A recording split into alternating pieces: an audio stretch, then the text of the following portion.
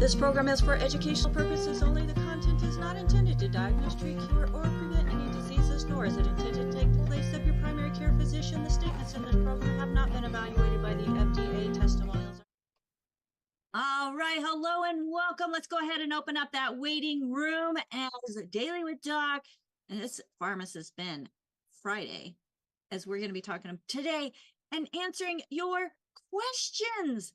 So I'm super excited to have you all here. So welcome, welcome, welcome, welcome for those who are live with us in the audience. If you have questions for Pharmacist Ben, make sure that you raise your hand early, as we're going to be trying to get through all of the questions that we absolutely possibly can, as he's promised to give short answers, although thorough. And we want to make sure that we are meeting people where they're at and answering the questions that you have. My name is Becca Dukes. I'm a certified naturopathic practitioner and a certified holistic health coach and the director of student services for the Institute of Holistic Health. And I am excited and honored to be able to bring information that is empowering to you. We are a resource for an amazing community. So folks, if you were referred to this program by somebody specific, make sure that you get back with them. There's no one to thank. Call team is 855-949-3377. Again, that's 855-949-3377. And that is for people who have not heard about anything that we talk about on this show. We're not referred to this program by somebody else. So, folks, without further ado, it is my honor and privilege, and I told him I'd make it short, to introduce to you the one and only, the man who is just so enthusiastic and believes so heartedly in the power of nutrition, Pharmacist Ben Fuchs. Hello, Pharmacist Ben. How are you today? Good, Rebecca. Thank you so much for that, and thanks for the concise and succinct introduction. Great. You are very, very welcome. That way we can get more. That way we can talk to more people, because that's what it's all about, right? Oh, absolutely. We want to talk to more people because that is absolutely why we're here. That is our purpose, to help people get the answers that they're looking for. So again, folks, if you're here live with us, get your hand raised, as we're going to be going through questions today. Now, Pharmacist Ben, did you have anything real quick that you wanted to talk about? Yes, I ran this be real quick, but I ran into this article last week or earlier, actually a couple of days ago. And I thought it was really cool about cancer. Would you put that up, AJ, when you have a chance?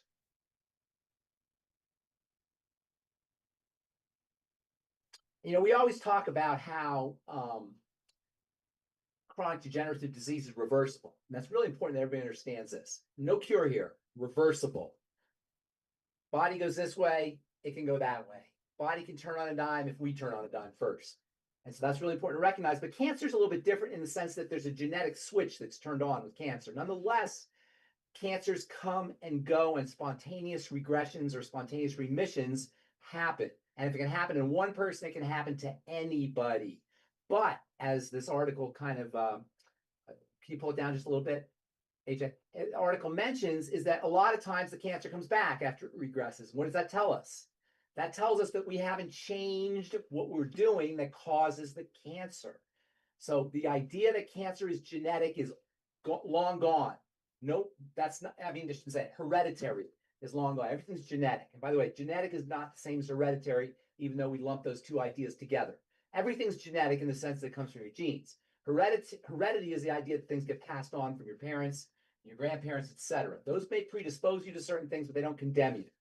So cancers come and go. The body has an ability to clear cancers out. And if somebody does have cancer, you know, or if you know, that's not a reason to lose hope, to just pack up your bags and say, that's it, I got cancer. It's an opportunity to change your life in the sense that cancer is caused by duress, cellular duress, which is always the same: toxicity, malnutrition, and hypoxia. Those are the three causes of cellular duress. And so cancer is an opportunity to change whatever you're doing that's causing that cellular duress: nutrition, oxygenation, and toxicity. Sugar counts as toxicity. And there's also emotional toxicity that activates hormones stress hormones that can be involved as well. So if you know somebody who has cancer, if you have cancer, that's just an opportunity to pound the body with nutrition, to oxygenate, even if to the point of going through hyperbaric oxygen chambers, to eliminate toxicity, which includes sugar and also to a certain extent calories, and then also work on the mind or spiritual or emotional aspects of the duress that causes the cancer. So I thought that's another one. Did I send that to you, or did you get that? I was going to send that one to you too, AJ. Did I send that to you? I didn't know. Oh yeah, we talked about it. That was one Yes. that. Yes, first line right here. No longer viewed as a genetic disease. Again, no longer viewed solely as a genetic disease. Cancer is increasingly understood as a condition influenced by modifiable lifestyle factors. And if he was this gentleman, whoever Tyler Durden, this guy if he was ever on one of our calls, he would know that modifiable lifestyle factors means oxygenation, nutrition, elimination of toxicity, as well as my body, the whole my body aspect. And then, of course, look, he lists things here: obesity, poor diet, physical activity. These are all the reasons why we get cancer, why cells turn carcinogenic. And I don't want to go into the mechanism. It's a fascinating mechanism. But if you understand how a cell goes from being a good cell to a bad cell, or a eukaryote to a prokaryote, you know what we're talking about here. We've talked about that in the past. So I don't want to beat a dead horse here, but that's what I wanted to bring up. Thank you. And let's take some questions. So, Pharmacist Ben, that brings hope. Yes, that's the whole point. That's the whole point of everything we're doing here. People need to understand that there is hope in the sense that the body can change, and we're not being told that. There's no drug on the planet, none. And that's why I want a doctor to come on these calls, or somebody who works with, who could take that position, because I know everybody's agreeing with me. I want everybody to understand this. Your relatives who aren't on this call, your medical professionals. There's no drug that can help you. They can only change your metric with drugs. It doesn't work. There's no pharmaceutical strategy that will reverse a chronic degenerative disease or cancer. It's so important that we recognize it. But with nutrition, with oxygenation, with removal of toxicity, with mind-body or mind-emotion or spiritual body, SMEP, spiritual, mental, and emotional strategies, anything's reversed eventually. I love that word. Anything. That is absolutely fantastic. Now, sometimes I'll get a cough. I get calls all the time, believe it or not, from people who say, "Oh, I got a week. My dad's been diagnosed with stage 4 cancer, pancreatic cancer, and lymphatic cancer, or liver cancer, and it's in the lymphatic system, and they're giving him a week to live. What can I take?" Well, obviously, it's not going to work that way. So you got to catch it. Ideally, prevent it, but you got to catch things early enough that your body has time to do the reverse. Given enough time, you catch whatever you're dealing with early enough, everything's reversed. Yes. All right. And just a quick little note, folks, this is for educational purposes, and it is not meant to take the place of your primary care physician, which he has to. But folks, your body can do some amazing things. So we want to make sure that you understand that you as an empowered individual can take control of what's going into your body. And tell me again what SMETS is. Spiritual, mental, emotional, physical. There you go. Well, Pharmacist Ben, first question. Yes. This was coming from Deborah, one of our health coaches. She's wanting to know, what can we do to naturally address migraine headaches and vertigo? Okay.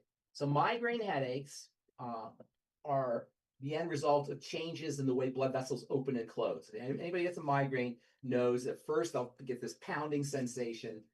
They'll get a prodrome, they call it, like a feeling that something's happening, and then they'll get a pounding sensation. That's the end result of blood vessels opening and closing. Blood vessels open and close in response to what? Dirty blood. It's the only thing that can cause a blood vessel to open and close. And again, I don't want this to be me asserting it. I don't want to assert anything. I want you to understand it. Blood vessels opening and closing logically, you don't have to be a doctor, you don't have to be a medical professional, scientist, technologist, anything like that. Blood vessels can only open and close secondary to what's happening inside the blood. Period. That's not a guess. That's not a theory. That is literally logical fluid dynamics or hemodynamics that gets the blood. Stuff gets in the blood, reactions occur. So then the question is, what gets into the blood? Well, anybody who has migraine headaches knows that it's going to be linked to a couple of things. One, specific foods, and two, hormonal fluctuations, particularly estrogen. And so people who get migraines will often get migraines at certain times of the month. Women especially are more prone to so migraines happen way more in women than men. And track your migraines to your menstrual cycle, your hormonal fluctuations associated with your cycle, you're a woman, and foods. And then you start doing the food elimination, and then you start to stabilize your hormones. And now hormones are a little bit trickier. So with estrogen, there's a couple things you can do. Foods are easy. Food diary, eliminate foods, work on the digestive system. Longevity excels in digestive products or digestive supplements. There's tons of them. Hormones are a little trickier. Usually estrogen is the culprit. Now, I don't want to get into too much of a digression, but it's really, really, really important to understand estrogen, especially in our culture where we think that it's somehow this miracle hormone of youth, which it's absolutely not. Back in pharmacy school, we used to call estrogen, I don't want to say a bad word here, but that's what we used to call it. We used to call it the crap show hormone. You can fill it in. That's what we used to call it because it is. It wreaks havoc on the body. Why? Because it's extremely, extremely, extremely potent. In fact, it's the most potent of all the steroid hormones: testosterone, progesterone, DHEA, androstenedione, cortisol. It's the most potent by far of all the steroid hormones. And one of its main job is to make things happen. It's a rev you up. Its real job is to make a baby, but it revs things up. And one of the things it does, it creates changes in vascularity. Now, to compound the problem, it's not just estrogen that's the issue. It's the metabolite of estrogen or metabolites of estrogen. That is the breakdown products. Estrogen is broken down for elimination through the bowels in 2 steps. And as it turns out, the first step creates super estrogen. Estrogen is already dynamic and powerful, but when the body's clearing it out, the first step in estrogen detoxification is super estrogen, which is not a problem if you're healthy, because then it goes into the second step and it gets eliminated. But if you're not properly going through all the steps, that first step starts to accumulate. That first step is called, the molecule that's formed in the first step is called catechol estrogen. Catechol, C-A-T-E-C-H-O-L, is like that. It's a chemical shape, chemical structure that has super amplifying properties. It speeds things up. That speed itself is a type of catechol. So catechol attached to estrogen makes it super estrogen. Estrogen already is a rev you up hormone. You stick a catechol on there, now you got a super estrogen. And that's the real problem. Why do catechol estrogens build up? Because of liver issues. Preventing the second stage in detox is called phase 2 detoxification kicking in. Digestive issues, including dysbiosis. Now, where is the liver in the digestive system again? That's the first 2 points of the triangle disease, right? Fatty liver, metabolic syndrome, digestive issues, also bile problems, gallbladder problems, because estrogen is eliminated through bile and through the gallbladder, and chronic constipation, which unfortunately, chronic constipation can be the cause, or can be caused by catechol estrogens. So you get a vicious cycle. The catechol estrogens cause constipation, which causes more catechol estrogen, cause more constipation. This is where many women are. And the only way to break that cycle is to improve digestive health, particularly intestinal health. There's a group of bacteria, a complex of bacteria that form what is called the estrobolome, E-S-T-R-O-B-O-L-O-M-E, estrobolome. And the estrobolome is responsible for processing estrogen. If you're dealing with SIBO or dysbiosis, you're going to have problems clearing estrogen at that level. Gallbladder removed, sludgy bile, you're going to have a problem clearing out estrogen at that level. Metabolic syndrome, you're going to have a problem clearing out estrogen at that level. So what do? Work on the digestive system. Work on the blood sugar system. Use nutrients that help the body process estrogen. Essential fatty acids, your ultimate EFAs can help. Methylating agents like SAMe and the B vitamins. Because one of the ways estrogen gets cleared out is through methylation. So methyl agents like the B vitamins and SAMe, as I mentioned, also choline from your ultimate enzymes. So working on ways to help detoxify estrogen. There's also a couple of nutrients some women may have heard of called DIM and I3C. Those can help. Anything with sulfur can help. Your MSM sulfur, broccoli, cruciferous vegetables, ultimate MSM, as I mentioned. I think there's MSM also in the Beyond Tangy Tangerine as well. These are all ways to help clear out estrogen. Then, if you want to really go all out, one of the most important ways to balance out estrogen is to use progesterone, which is not a nutritional supplement, but it's available. And progesterone deficiency, that is much more significant than estrogen deficiency. Estrogen, and by the way, there's a myth, speaking of myths, that perimenopausal women, or perimenopause affects women before menopause, obviously perimenopause. So women will go into menopause. You don't just go right into menopause. You go into perimenopause first, where your periods are off a little bit or they're heavy. It just gets kind of weird. I don't need to tell ladies that. I don't mean to mansplain to the ladies on how that works. You know more about it than I do. But the point is, there's a myth that in perimenopause you're not making estrogen. Not true. In perimenopause, actually, your estrogen levels are higher.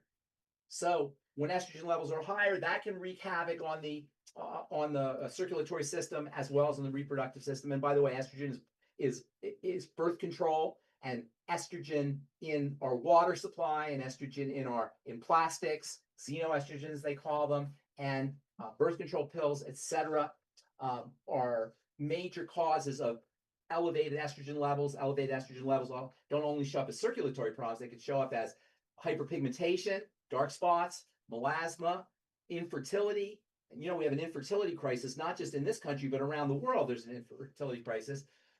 Probably something to do with estrogen in the water, and estrogen in plastics, and estrogen in as a byproduct of industrial production of goods.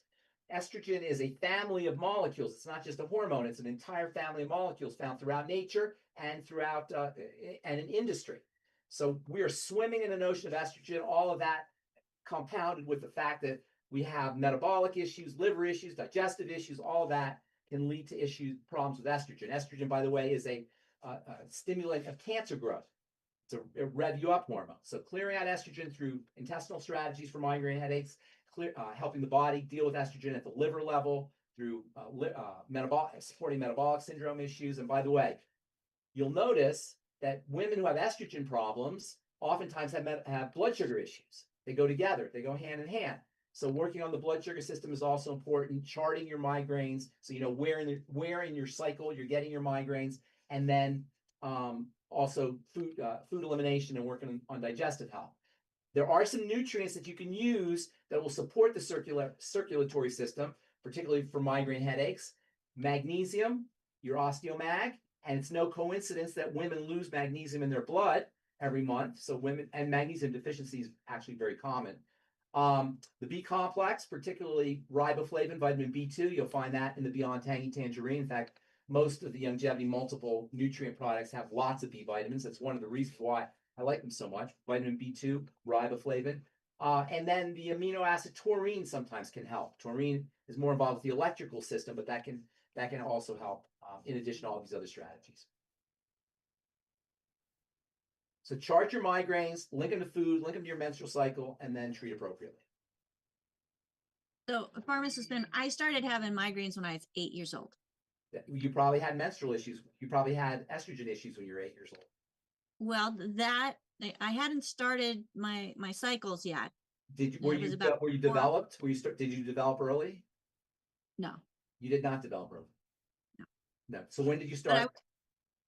Not until I was 13 or 14, maybe. Okay. But you just said something in regards to food allergies. Okay. And it just clicked on me because I didn't realize until I was older that coconut was a migraine trigger for me. My mom loved coconut. My sister Plain coconut did? My dad loved coconut. What do you mean by coconut? You mean like the fruit coconut? Coconut, yeah, coconut flakes, coconut water, all those things. It's just recently in Anything the with last, coconut would trigger a migraine? yeah, That's it's interesting. just recently within the last 10 years that I've been able to put coconut in my diet after fixing my digestion. Yeah. Yeah. So it's an alert. So, Migraines are a sign that toxicity is getting in the blood, but it should be logical because migraines are blood vessels opening and closing inappropriately in the brain. How can they open and close inappropriately in the brain unless you have something in the blood that's triggering that? Right? I mean, it's just yeah. when you think about it, it's kind of logical. And that's how this should all be. Yep, absolutely. So I love the fact that there's natural things that we can do, and I don't have to have that injection. Like, so my first one, I was in school. I had horrible migraine. It took me emergency room. I woke up 3 days after I was given an injection at the emergency room. So, anyways, and then you had mentioned progesterone. Yes. Yes. So with all 4 of my pregnancies, I went into preterm labor at 5 months, and all 4 of them, they were giving me progesterone injections to keep the pregnancy going. What So, they gave you progesterone to keep the pregnancy going? yeah, I was That's getting interesting because progesterone. progesterone is for conception. Progestation hormone. Right. It Well, allows it you was, to conceive. But estrogen is what allows you to is what keeps it keeps the baby going. Now, interestingly, sometimes estrogen can cause a stress response, and a lot of times people have miscarriages when their estrogen is high. interesting. Well, it was a little stressful with some of them. But anyways, got 4 bouncing baby boys, all born early, but all healthy as can be. And I'm so thankful for that. So, Pharmacist Ben, we've got another question coming in from Phyllis. Phyllis, I saw that there is a question out on YouTube. Could you please bring that to the table? Yes. Pharmacist Ben, we have a question from Erico on YouTube, and he asks, how would you deal with long-term schizophrenia? We're talking about 15 plus years, and he wonders, is it possible to recover using Yes, nutrition? yes, calm the body down. Let me explain what I mean by that. First of all, schizophrenics, there's a high incidence of adverse childhood experiences with schizophrenics. So I don't want to. I always find it a little bit tricky to deal with mental health issues from a nutritional standpoint. So you got to address adverse childhood experience element. And I spent a lot of time working in as a psychiatric pharmacist, so I know a little bit about schizophrenia. There's usually some kind of component of adverse childhood experience trauma and such. However, that being said, sugar and insulin play a really important role. In fact, insulin used to be used as therapy for schizophrenia. They would actually give patients insulin. Why? Because that would lower the blood sugar. And so there's a major role role for sugar and insulin in the in schizophrenic symptoms. So going ketogenic, low calorie, treating it as a blood sugar issue. I know I've told the story before, but it's really interesting. I used to go get a juice at the local health food store called Alfalfa's here in Boulder. And I would go get juice every morning, and there was this schizophrenic guy who would always be there. And I used to talk to him, and we became buddies kind of, but he was schizophrenic. He was, he couldn't have really a lucid conversation with him, but I used to just bond with him, and I would connect with him. And he had this really funny way of talking. His name's Greg, and he had a really funny way of talking. All right, Ben. The guy talked like kind of Kermit the Frog, sort of. And we connected. He always had this big 64-ounce Coca-Cola thing, a cup of Coca-Cola that he would drink. And we would talk, and he would tell me how much he hated his medication. I didn't want to take his medication, but he knew he had to take his medication. So one day I said, Greg, I'm going to do something. We went to the salad bar, and I picked out stuff for him at the salad bar. And I picked grounding substances, eggs and beans and veggies. And I gave him to him, put a bunch of oil on it and spices, salt, pepper on it. And he ate it up. And almost in front of my eyes, I could see him starting to get clear as he was eating the salad and the eggs. And over the course of time, over the course of weeks, he eventually got off all his medication, and I would buy him a salad every morning, and he wasn't drinking his Coke anymore. He was like a new person. It was like talking to a different guy. And then I didn't go to Alpha. I took a few weeks off. I was traveling. I didn't go in. I came back about 2 or 3 weeks later, and there's Greg again drinking his Coke, and hi, Brian, doing his schizophrenic thing. So I realized there's a major relationship between the kind of foods we're eating and our mental health issues. And so one of the things you could do for schizophrenics is keep the blood sugar stable. I'm not going to say that's a cure or anything, because there's so many mental and emotional components associated with the disease. But that being said, grounding nutrients, no candy bars and sweets. And schizophrenics love sugar. If anybody has any friends who are schizophrenics, they know they love sugar, love. So getting them off of that and using nutrients that support sugar metabolism, particularly vitamin B3, your ultimate niacin. In fact, Dr. Abram Hoffer, who's known as the father of orthomolecular medicine. Orthomolecular means good molecule, which is essentially nutritional supplementation. So he's the father of nutritional supplementation medicine, Abram Hoffer. He developed his ideas on orthomolecular medicine. This was back in the 1950s, before anybody knew about it, by treating schizophrenics with vitamin B3, niacin. And niacin is also a major player in blood sugar metabolism. Also, zinc, which is a major player in blood sugar metabolism, can be used. So get your whoever asked that question, get your patient or whatever, your client, on the ultimate zinc and the ultimate niacin. Treat the condition like it's a blood sugar problem. Go ketogenic and low calorie, and then the ultimate EFAs and osteomag. Both are particularly important for brain health. And this is so good to hear, because they always tell us that people on psychoactive medications, they'll never get off them. It's a lifetime thing. Not true. Not true at all. I'm wondering if you could briefly touch on what adverse childhood events are, because there may be some people here that don't know what that refers to. Adverse childhood trauma, adverse childhood experiences. There's a famous study called the ACEs study. I don't know, 20 or 30 years ago, adverse childhood experience study, where they linked adverse childhood experiences with autoimmune diseases, chronic diseases, and mental health problems later on in life. That's to say, child abuse, and the horrific things that kids go through. And also, it doesn't have to be full-blown child abuse. It can just be the way a kid perceives an experience, a divorce, for example. There's all kinds of things that most people here in this call probably have children, and the children are very sensitive to things. Even if they somehow don't look like they're being sensitive to something, it's affecting them on some level. And it could be something as innocent as a divorce, or it could be something as traumatic as, the horrible things that happen to children. I don't even want to talk about or think about it. And all of those count as adverse childhood experiences that can impact adult mental health and adult physical health 30, 40, 50 years down the road. Thanks for explaining that and bringing us that wonderful news. About getting off your meds. Yes, absolutely. Yes. That is another ray of hope, folks. Let's go over to AJ. AJ, what question are you bringing in today?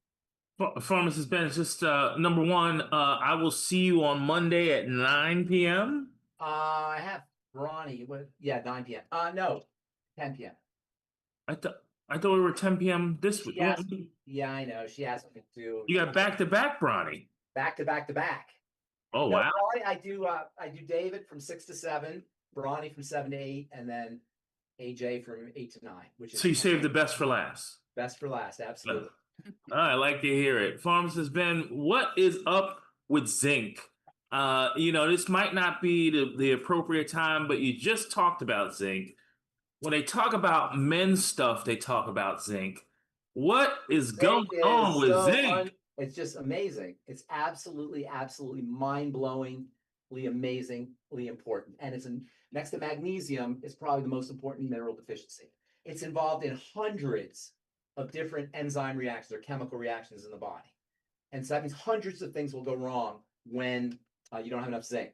It's especially important for brain health, and deficiencies in zinc either if mothers are deficient in zinc when they're making a baby, or if they're deficient in zinc when they're breastfeeding, if babies don't get zinc or infants don't get zinc, it can lead to brain health problems, including retardation. So zinc is incredibly important for the brain. It's important for the skin. Taking zinc out of the diet can lead to acne. Replacing zinc is almost like a treatment for acne. Zinc plays a major role in the blood sugar system. It's important for how the body processes sugar. It's a major player in the production of proteins at the genetic level. It's important for liver health. It's important for the production of stomach acid.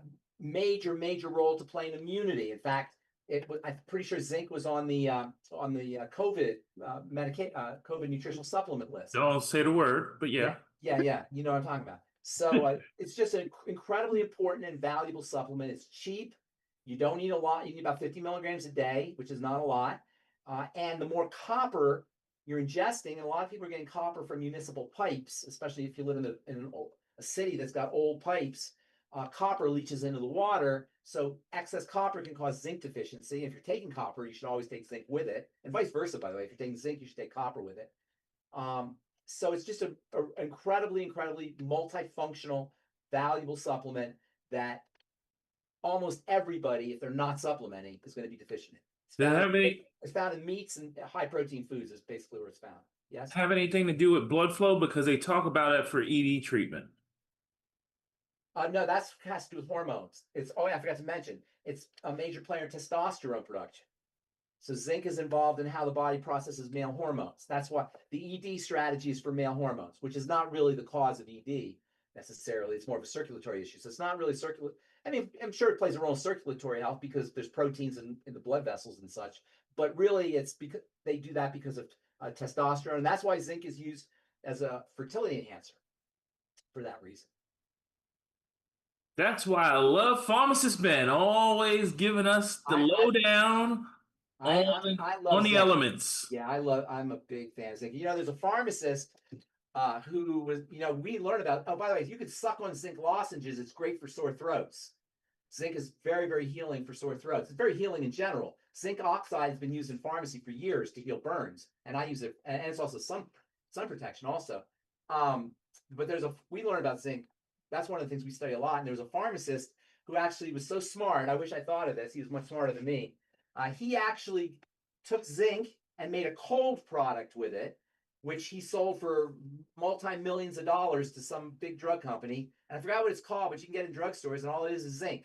And he uses it for colds. You know what I'm talking about? You know this guy? No, I don't know. I just saw him on TV. He was talking it, and then he sold it to some drug company for They have Zicam, maybe. Zicam. It's called Zicam. That's what it is. Yeah, Zicam. And all it is zinc. How clever was this guy? We need it. A lot smarter than I am.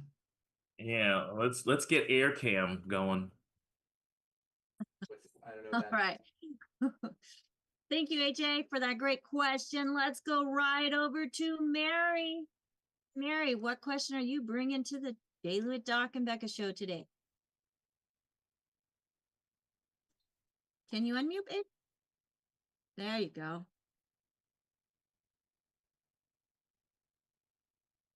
Okay. Can you hear me? Yes. No. Stop right there. Got it. Hey, Pharmacist Ben, how you doing?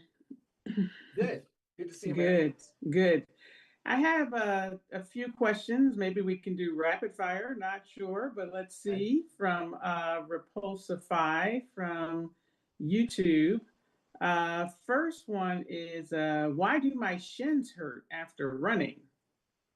Why do your shins hurt after running? Yes. Any thoughts about that? Did we talk about that? No. Any thoughts about that? Now, when you say the shin, the bone, what do you mean by shin? Yeah, like actual bone. I think like shin splints, or as you run, you can running get. Running is good. There's like a pounding that happens when you run. Like you're putting stress on your leg bones and on your muscles and your tendons, on the connective tissues in the lower leg. Everything's pulling on each other. So it's probably an inflammatory condition of some kind. Running is not great for the body.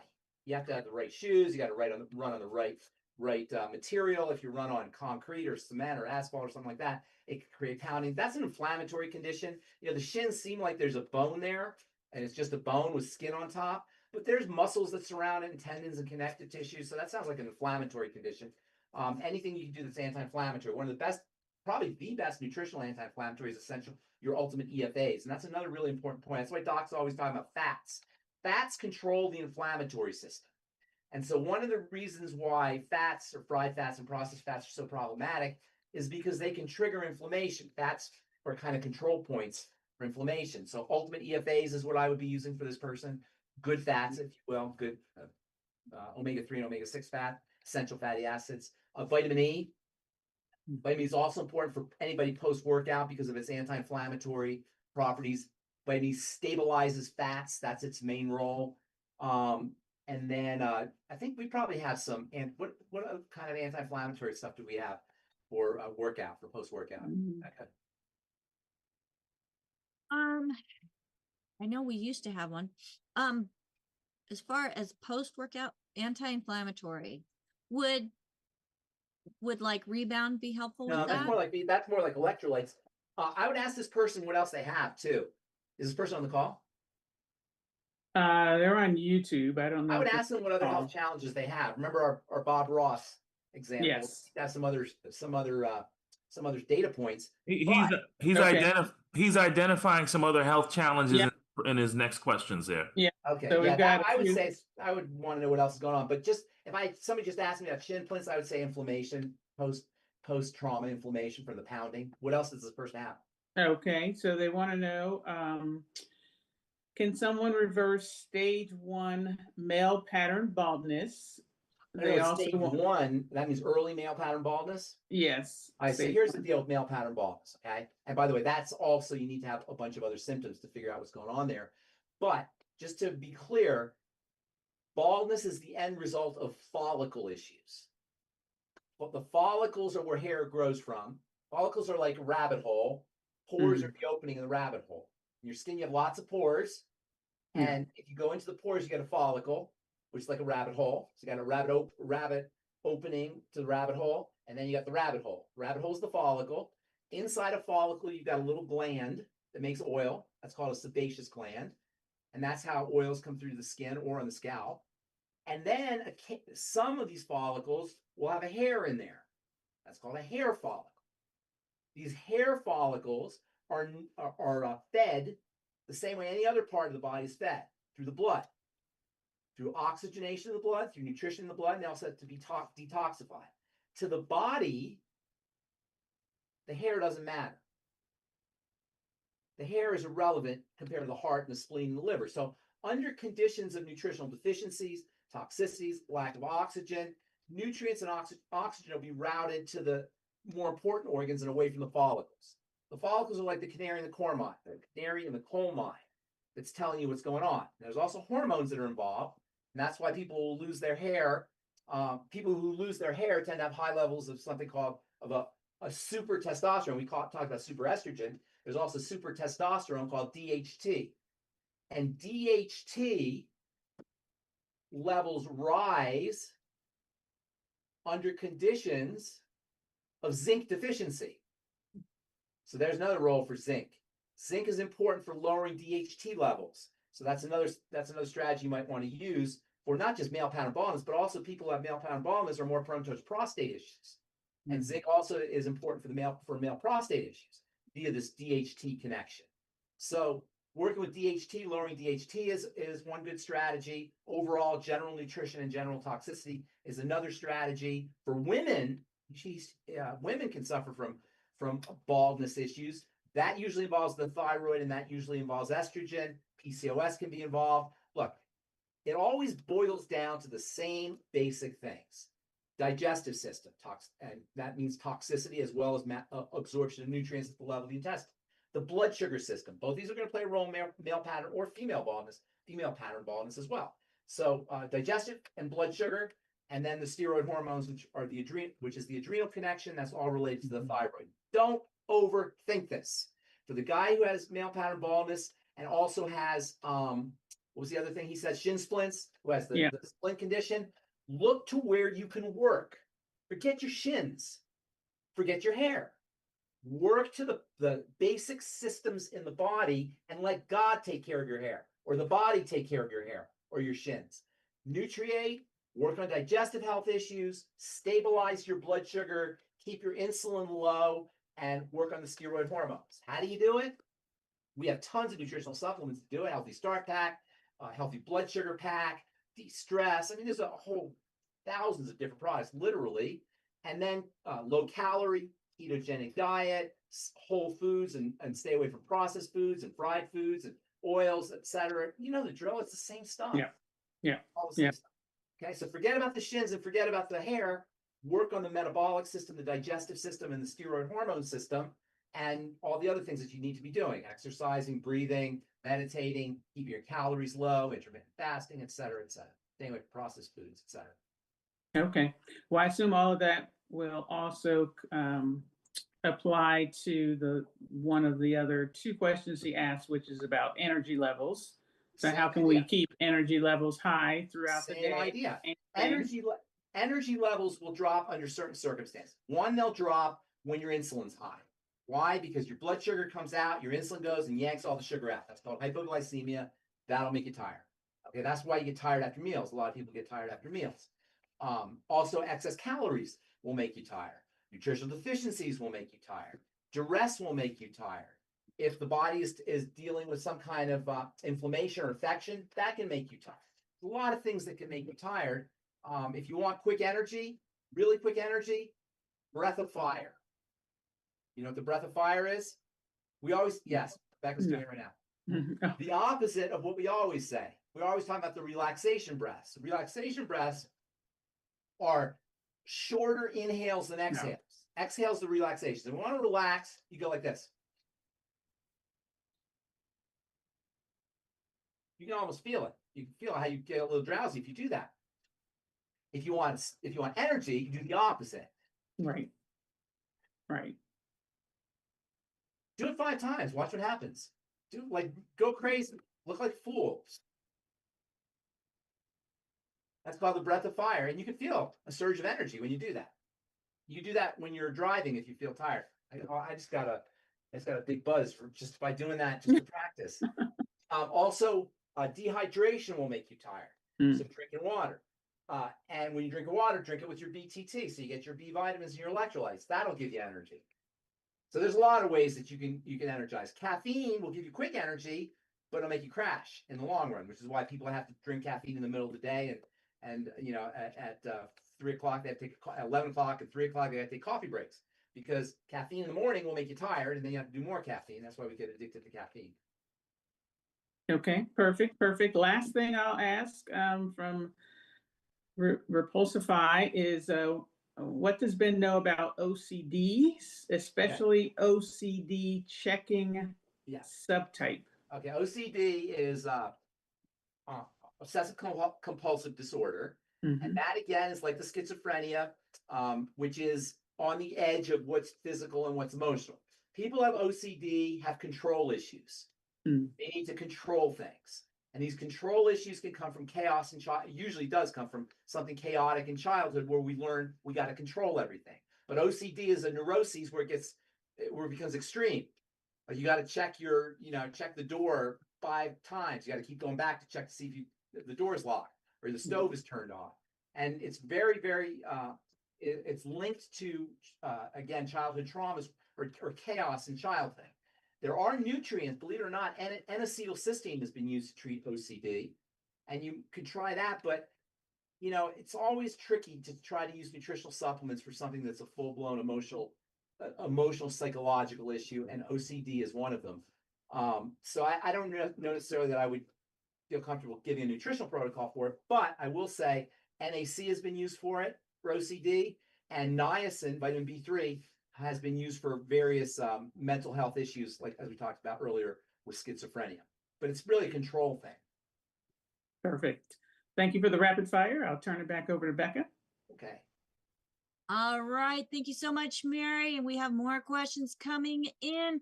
So, Pharmacist Ben, I just wanted to make a comment. Olga loves how you talk and share things. Well, I appreciate that, Olga. Thank you. So yes, so she's very thankful for you. Thank you. Olga. Go through the different elements and ingredients. So let's go over to AJ. I mean, the questions are just coming in. We need to do this more often. Yeah. AJ. Okay, Shantae, unmute yourself. Shantae has a question that she's bringing in. If she can unmute herself. Shantae, you gonna unmute yourself? All right. Well, this is an image that she shared.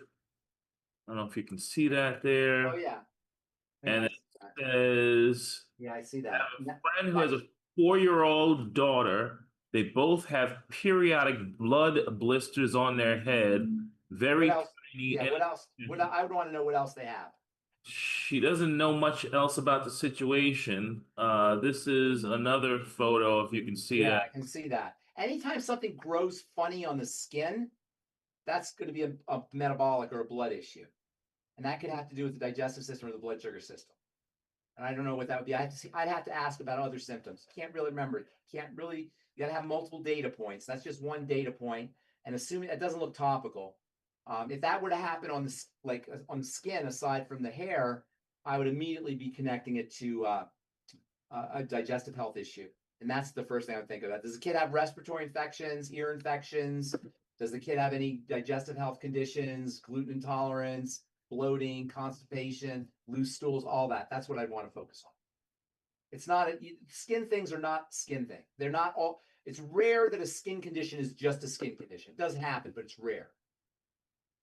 Well, Just real quick, let me just say this real quick. The skin is kind of funny for people. We look at the skin and it's very misleading.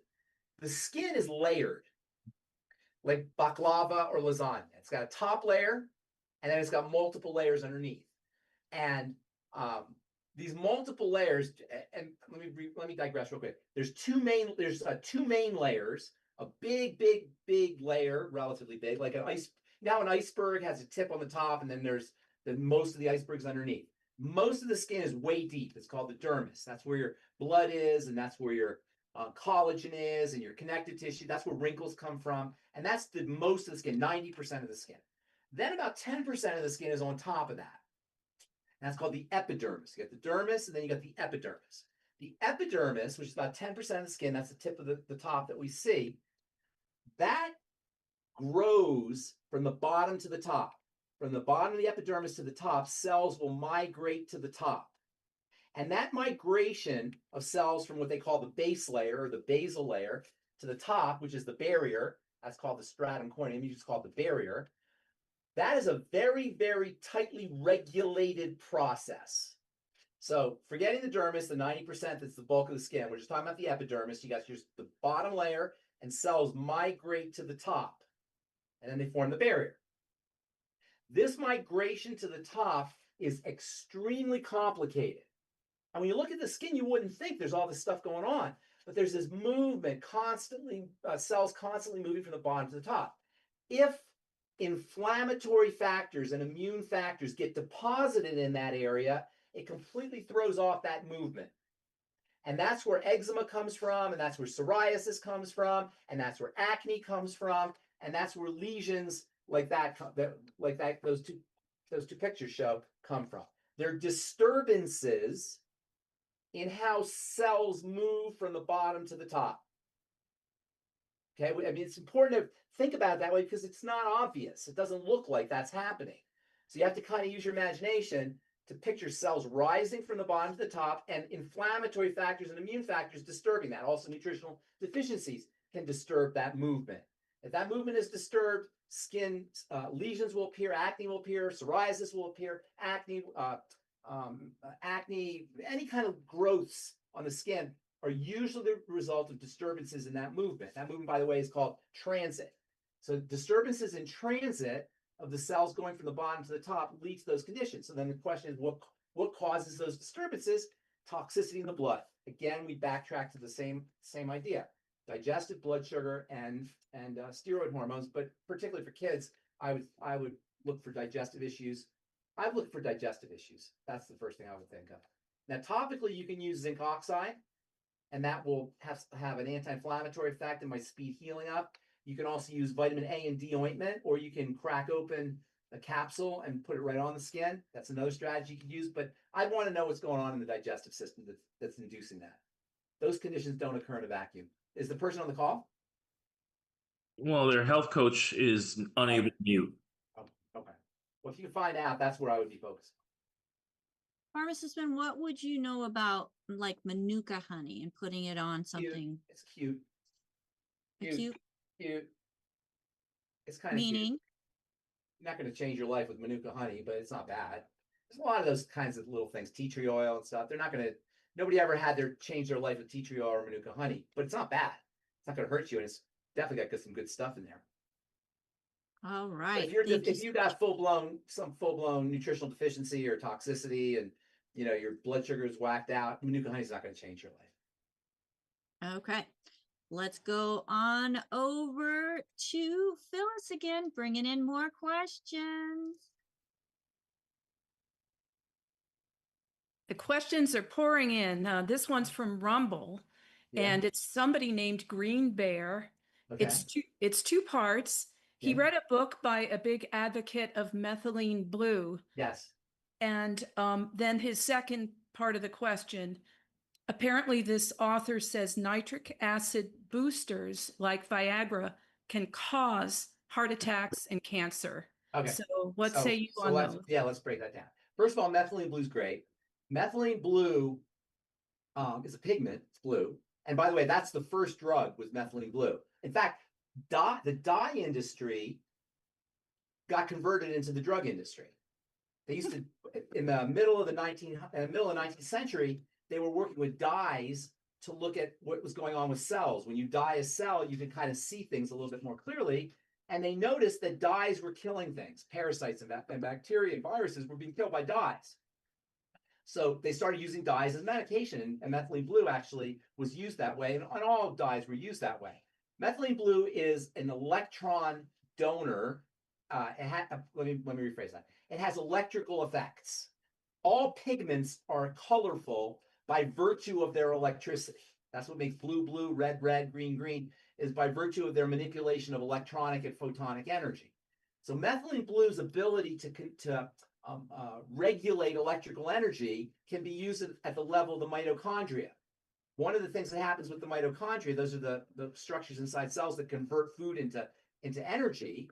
One of the things that can happen is the electricity can be disturbed. The flow of electricity in the mitochondria can be disturbed. Methylene blue stabilizes that. So methylene blue improves the way the body converts food into chemical energy by its electrical properties. And it's great stuff, and it's completely non-toxic. So there's no problem. I think if you do too much, you might turn blue. But other than that, it's pretty non-toxic. And by the way, if you put vitamin C in with your methylene blue, that clears it. The methylene blue isn't blue anymore. It's clarified if you put vitamin C in. Why? Because vitamin C is also electrical, and it donates electricity to change the electronics of the methylene blue. Methylene blue has an ability to hold and release electricity. Vitamin C donates electrons really, to the methylene blue, and it clarifies. That's just a little tip, chemistry magic that you can do there. And then it's not nitric acid, it's nitric oxide that you're talking about. Oh, yes, you're right. Okay, so nitric oxide is an extremely important vasodilator.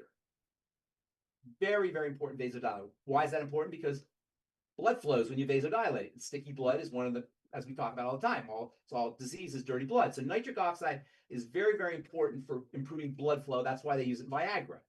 However, if you open up your blood vessels, your blood pressure will drop. Make sense? Mm-hmm. Pressure is, if you have a garden hose and you squeeze it, the pressure's high, you open it, the pressure drops. What happens when the pressure drops? The heart has to pump really, really hard in order to compensate for that drop in pressure. So that's why people with heart disease have to be very careful with nitric oxide boosters, like Viagra, for example. Mm-hmm. And you can sometimes feel this if you have a problem with your heart and you get into a hot tub, you'll get up, you may feel your heart starting to pound. And that's a sign that the pressure is dropped, and now your heart has to pump harder to get the pressure going. So that's why it's contraindicated. Viagra is contraindicated for people with heart disease, etc. I think that's what that gentleman is referring to. But what about cancer? Would that play a I don't role? know why it can't. I've never I don't think that doesn't make sense to me. Why it would cause cancer? I'd have to see what he was thinking. I don't know. I don't understand why he would say that.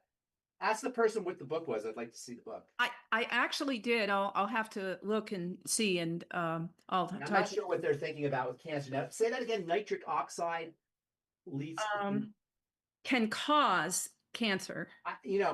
Nothing causes cancer. Remember, cancer is cellular duress. So aside from ionizing radiation, that can cause cancer. That can make it cause mutations that lead to cancer. That can do it. But other than that, it's cellular duress that causes cancer. Now, I'm guessing, without reading the book, I can't tell you, but I'm guessing that this gentleman is saying that because blood is not getting to certain areas, and that's leading to blood toxicity at the level of the cell not getting nourished, cell not getting oxygenated, and cell becoming toxic because the blood's not getting to those cells because the pressure's dropped. That would be my guess. I'd have to read the book or see what that guy was saying. The book is called The Ultimate Guide to Methylene Blue. Okay, I'll have to take a look at that. By who? Do you know who? Can you? I don't know the author. I'll look that up. I don't know why he would say it would cause cancer. All right. Thanks for your help as always. So, Pharmacist Ben, I have a question in regards to the methylene Yes. blue. If it's a color, maybe you said it and I missed it, but if it's just a color, how does it affect our health? Well, that is a great question. Improve That's health? a great question. What is a color? A color is the end result of the absorption of energy. When we see red, green, blue, whatever we're seeing, what we're seeing is, remember Roy G. Biv, right? Red, orange, yellow, green, blue, indigo, violet. That's the color spectrum, right? When we see violet, for example, that's only because the red and the orange and the yellow and the green and the blue and the indigo have been absorbed and the violet is being spit out. The way material substances absorb and release energy is going to determine their color. Because when I say energy, I'm talking about frequencies, various frequencies of light. So certain frequencies of light get absorbed, certain frequencies of light get emitted. When you see blue, that means all the frequencies of light except for blue have been absorbed and the blue is being emitted. But it's all about the emission and the absorption of electronic energy. So far, so good? So far, so good. Okay. There's another step to this, but I want you to understand this. Color that we see is the end result of the absorption and the release of specific frequencies of energy. Okay? So methylene blue absorbs certain energies and releases certain energies. Right? That's why it's blue. It absorbs energy like a sponge, absorbs water, and it releases energy, or it doesn't absorb energy. It emits energy that we see as blue. That emission and absorption of energy is an electrical phenomena that is the end result of electricity being held and released. Okay. Make sense? So you now have a molecule that can suck energy up, absorb it, or spit it out. It's actually like an energy carrier of sorts. Can either carry it or release it. Right? So with me so far? The ability that this molecule has to carry and release energy can be used by the body as a carrier and releaser of energy. What part of the body or the cell is most receptive to carrying and releasing energy? The mitochondria. Okay. And so methylene blue, by virtue of its ability to carry and release energy, can be used by the mitochondria to carry and release energy. And by carrying and releasing energy, it facilitates the movement of electrical energy in the mitochondria, which turns your hamburger into ATP. That's what the mitochondria do. They turn your lunch into chemical energy, ATP. You know what I mean when I say ATP, right? ATP is chemical energy. So sugar or fat food, basically, let's say, gets turned into ATP. Think about it. How does energy, how you eat a hamburger, you eat an orange, you eat a piece of pizza, you eat a piece of broccoli, whatever. How does that get turned into energy? Do you ever wonder about that? How does a broccoli get turned into energy? What the heck's going on? Well, what happens is you digest the food, you break down the food into its basic component, which is glucose or fat, fatty acids, and that glucose or fatty acids enters into the cell, then enters into these structures, these mitochondria. And in the mitochondria, the sugar, let's say, or the fat it could be, but the sugar, in the most amazing process in the entire universe, as far as I'm concerned, that sugar, which is basically electrical energy, gets passed through the mitochondria in this incredibly convoluted series of steps where a piece of sugar, it's actually a piece of electricity or an electron, gets shuttled into it's actually technically a proton, I'm pretty sure, but electrons and protons, whatever, gets shuttled into that mitochondria, and they have to go through these steps. Step 1, step 2, step 3, step 4, and at the end, ATP comes out, just like a machine. Okay, now, at each one of these steps, electricity has to be carried. Have you ever heard of NAD and NADP and NADH? Those are the carriers of that energy. That's why NAD is such a big deal, because it supports the carrying of the energy. It all comes from niacin, by the way, vitamin B3. It supports the carrying of that energy through the chain. They call it the electron transport chain. Through this chain, and ATP comes out. Methylene blue supports that movement. It helps that movement by virtue of its ability to hold and release. It acts as like a pontoon bridge. So instead of the electricity stopping, the methylene blue acts like a pontoon bridge, so the electricity can jump to the methylene blue and then be released. By the way, melatonin works the same way, or it has similar effects. And also, some of the minerals in your Beyond Tangy Tangerine also have that effect, that can act like a pontoon bridge that supports the movement of that electrical energy through the mitochondria, so that ATP can be pulled out.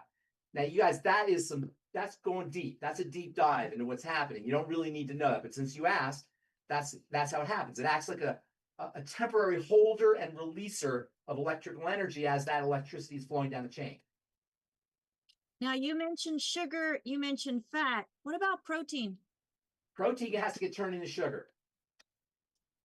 Okay. Protein itself won't get fed into that chain. Protein gets turned into sugar. In fact, protein is sugar, and fat is sugar. And by that I mean carbohydrate. Protein is a carbohydrate with nitrogen stuck to it. Protein's carbohydrate. It's a nitrogenated carbohydrate, nitrogenated sugar. And fat is a complex carbohydrate, a complicated carbohydrate. And sugar is a carbohydrate. So it's all carbon, hydrogen, oxygen. And that's the stuff that carries the energy. Protein is a specialized form, and nitrogen allows that carbohydrate to do all kinds of work. Protein is the workhorse in the body. It does all the work. Carbohydrate doesn't do any work. Carbohydrate just provides energy, but it doesn't do the work. The work is all done by sticking a nitrogen on there. I don't know how much chemistry you guys want. That's a little much, but it's kind of cool. I love nitrogen. If there's any farmers out there, they know all about nitrogen, and gardeners know all about nitrogen. Our air is mostly nitrogen. Our air is about 78% nitrogen, but you can't really use it. What do we need to make that nitrogen usable? Anybody know? That nitrogen in the air, you can't use that nitrogen. Oxygen? What? Oxygen? No. Bacteria. Nitrogen-fixing bacteria. Nitrogen-fixing bacteria have this magical ability to turn nitrogen that's in the air into something solid that a plant can use. And that's why you have to have bacteria in the soil. They call them nitrogen-fixing bacteria. And that's why we have such a problem today with our soils, is because we're killing the nitrogen-fixing bacteria. So we're dependent on nitrogen fertilizers. In the 1920s, some guy figured out how to take nitrogen and turn it into something solid called a fertilizer. And that changed the entire planet. And some people consider that to be the greatest invention ever. His name was Fritz Haber. And he figured out how to, using high pressure and high heat and all these industrial techniques, how to take nitrogen from the air, which is abundant, 78% of the air is nitrogen, and turn it into something solid. And to this day, if you want to explode a building, get a bunch of nitrogen, or I'm sorry, a bunch of fertilizer, and put it in your pickup truck and go park it somewhere and then set it on fire and it'll explode. That's what they did in Oklahoma City. They did fertilizer. People don't No, don't don't pull do a it. I'm ticket. just kidding. I'm not saying Just- don't. But Folks, here's the let's thing. not pull it. If you take no, don't do that. That's I'm not suggesting we do.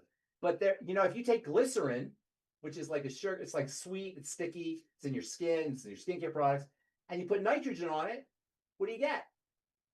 Nitroglycerin, which is like will explode a mountain. Ordinary glycerin becomes explosive just by putting nitrogen on it. If you take toluene, which is nail polish remover, and it's not going to explode anything, but you put nitrogen on it, you get trinitrotoluene, TNT, dynamite, just by putting nitrogen on it. Nitrogen is just this powerful, powerful stuff. It turns an ordinary carbohydrate into protein, which does all the work. Carbohydrates aren't going to do any work. Protein does it. Or amino acids. Yes. Amino acids. Okay. Well, Green Bear says, thanks, Ben. I knew if anyone would have the answer, it would be you. Well, I appreciate that. Thank you, Green Bear. And on I gotta that go. I'm note, way late. I got another podcast. you are late. Thank you guys. so much, Pharmacist Ben, for Thank a you. great.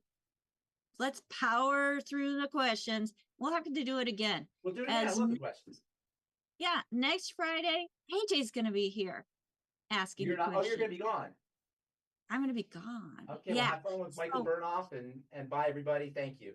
Thanks. All right. Thank you, Ben. And if we could have the other co-hosts up on the screen with me, I'd greatly appreciate it. I don't like being alone. I kind of like these guys as they'd make my job so much easier. I just want to do a special shout out and thank you, Albert, joining us and by candlelight because his power is out in South Africa. Thank you so much, Albert, for letting people in and being part of our phone team as well. Marilyn, thank you so much for all the work that you're doing, as Pharmacist Ben definitely keeps you hopping with all of the information that he is sharing. Thank you so much, Marilyn. Folks, if you're not here live with us and you don't have that chat open, or if you are here and don't have that chat open, you're missing a ton of information. Thank you so much, Marilyn. We also have Phyllis that's adding to that as well. Thank you so much, Phyllis. And she's also bringing in questions from the different platforms. Appreciate you doing that. We have the newest member of our team, Mary, also bringing in those questions from the different platforms. Thank you so much, Mary, for being part of our team. And I don't know if she volunteered or if the next person delegated her and told her just be here. And that is AJ. AJ, thank you so much, AJ, for being our digital marketing master as he is helping us get the information and show out on all the different platforms and also making sure that our newsletter goes out. So folks, if you're not part of our newsletter subscribers, make sure that you go to dailywithdoc.com and subscribe to our newsletter.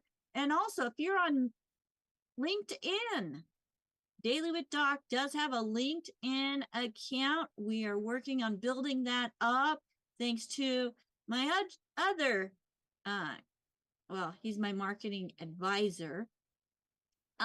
Just want to make sure that all of you know that as LinkedIn, Daily with Doc, we're also going to be working with corporations and helping them bring health education to their employees for stronger, healthier workforces. So please like us out there. And Monday, Pharmacist Bites with AJ, 10 p.m. Eastern. That's 9 p.m. Central, 8 Mountain, and 7 Pacific. Make sure you are there by going to, is it live.dailywithdoc.com, AJ? Because it is not a Zoom. It is actually just a live stream. You can absolutely go to live.dailywithdoc.com or youtube.dailywithdoc.com and get there and watch us. Live will take you to Rumble. youtube.dailywithdoc will give you the exact YouTube stream. And on those platforms, you can ask your questions, as we will be bringing those questions into the show as well. So, folks, thank you so much for being here with us on Daily with Doc and Becca. I am honored to be able to bring this program to you at no charge. So, if you have questions and we did not get to them, or if you have questions in the future, be sure to remember this email address, questions@dailywithdoc.com, as these questions will be answered by one of our certified holistic health coaches that are educated in the research and a nutritional approach taught by Dr. Joel Wallach and Pharmacist Ben. Folks, we're excited to be able to offer the Certified Holistic Health Coach course to anyone and everyone. You do not have to be a health advocate beyond wanting to empower yourself or others.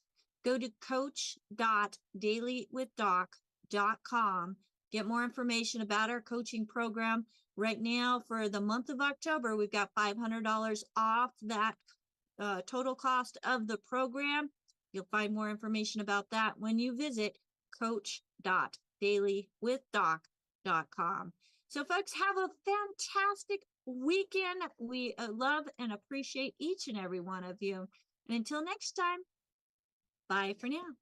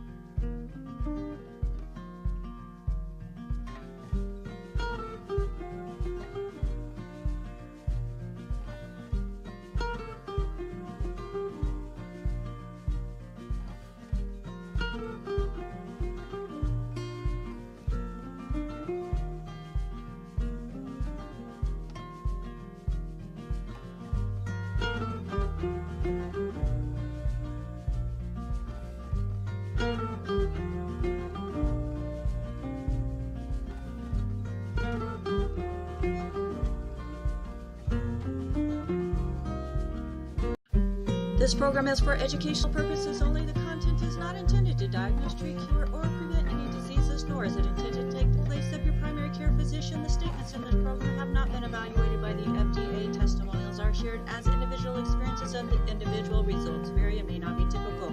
We do not make any claims regarding health or income. As an empowered individual, you do have options available. We are honored to have a founding father of the science of epigenetics guiding us with the best options to obtain or maintain optimal health, Dr. Joel Wallach.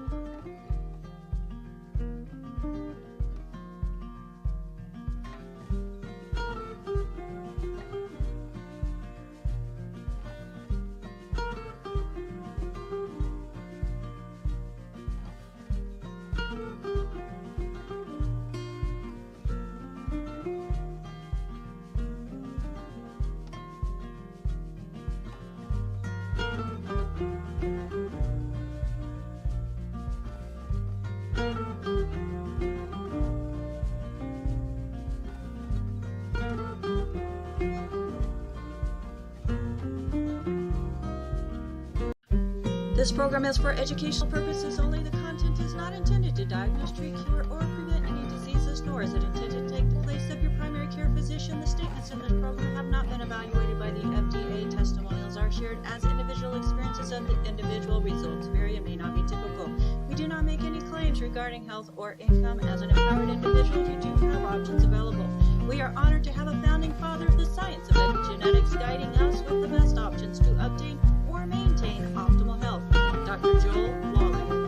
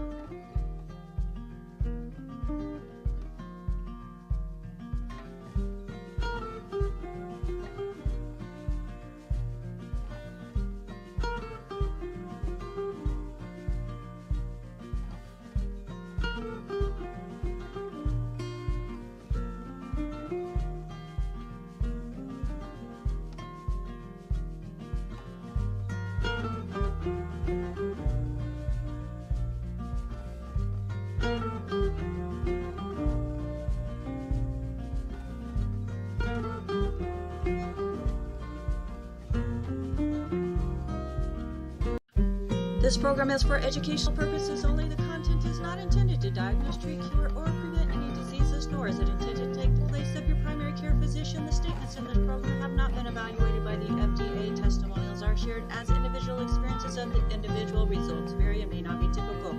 We do not make any claims regarding health or income. As an empowered individual, you do have options available.